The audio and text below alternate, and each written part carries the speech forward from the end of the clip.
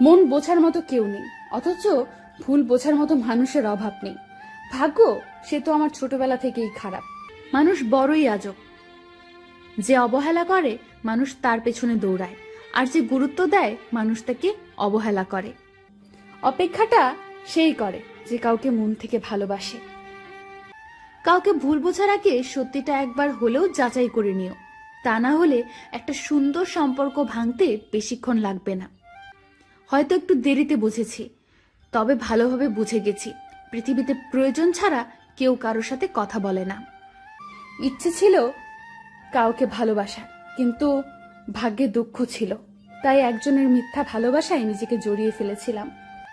কাউকে দোষ দিয়ে কি লাভ যেখানে নিজের ভাগ্যটাই খারাপ। রাগী আর জেদি মেয়েদের মনে ছলনা কিংবা অভিনয় থাকে না, থাকে শুধু অফুরন্ত অভিমান আর ভালোবাসা। কষ্ট তুমিও দাও, কষ্ট আমিও দিই, শুধু পার্থক্য একটাই, তুমি কষ্ট দাও ইচ্ছে করে আর আমি কষ্ট দিই অভিমান করে। হয়তো তোমার যোগ্য ছিলাম না আমি, তবে আমার ভালোবাসা মিথ্যা ছিল না। ভুলটা আমার, নিজের যোগ্যতা না দেখে ভালোবেসে ফেলেছিলাম তোমাকে। 1 ঘন্টা কথা না বলে থাকতে পারা মানুষটা আজ দিনের পর দিন কথা না বলে থাকে। আজকাল মানুষের কাছে সবকিছুই আছে, যেটা নেই সেটা হলো মনুষ্যত্ব।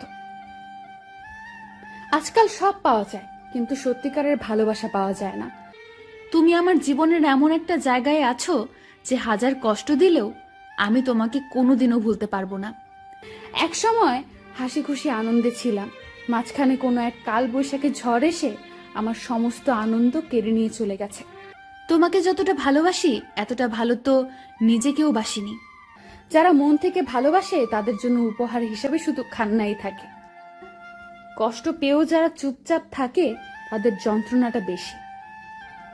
খারাপ সময় আসা ভালো, কারণ বাস্তব জীবনে কিছু সত্যের মুখোমুখি হওয়া যায়। তোমাকে খুব বিরক্ত করি, তাই না?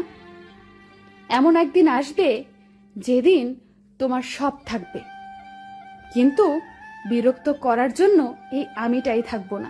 মাফ করে দিও যদি তোমার মনে কোনো কষ্ট দিয়ে থাকি, কে জানে কাল হয়তো বেঁচে নাও থাকতে পারি।